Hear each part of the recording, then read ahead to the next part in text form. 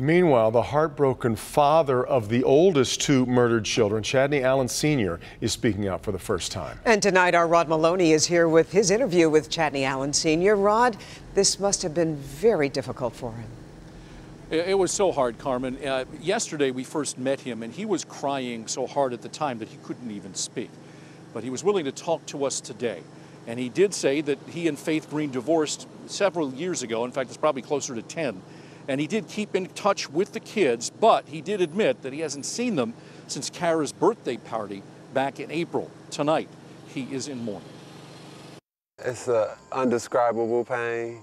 It doesn't even hurt. It's just inside. I can't stop. You know, it's like a lost part of me. Chadney Allen Sr. spoke with us outside his Detroit home today. It's decorated for Halloween. It's a tradition started with his daughter, Kara, when she was little. And he said up until recently, he put it up with her. Well, you know, I could never imagine I have such a beautiful daughter, you know. And she got along with everybody. And my son, he's a strong, big guy. I'm just, you know, he amazed me every time I looked at him because he was his own guy, you know. Chadney admits theirs was a tumultuous divorce. He had trouble paying child support, and yet he and his wife learned to get along over the years for the sake of the children. Tonight, he's trying to understand how Faith found convicted wife murderer Gregory Green. I didn't know any of that, and I'm surprised. I'm so shocked. I'm wondering, did she know about it? You know, how could she not know about it and be involved with someone like that? She had 2 kids with the guy. As for his ex-wife's husband, I just wish the worst for him. I don't wish bad on people, but that guy deserves the worst.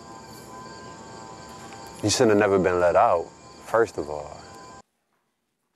Now you're looking at the new memorial that's been put up. The family took down the other one, and as fast as it came down, a new one sprang up. But in the meantime, Chadney wonders about how Green ended up on parole, and it turns out that he was convicted so long ago that it was during the time that you could get good time earned behind bars for good behavior.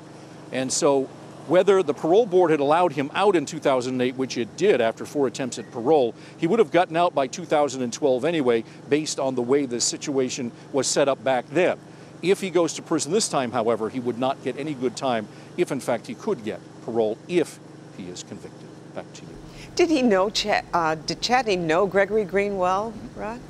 He says he only met him once. He said they were very standoffish and distant, but he does say this. He regrets not having checked into Green more because he says if he knew about Green's conviction that he would have fought to have full custody of his 2 oldest children. You can understand it. Yeah. Our Rod Maloney reporting for us live.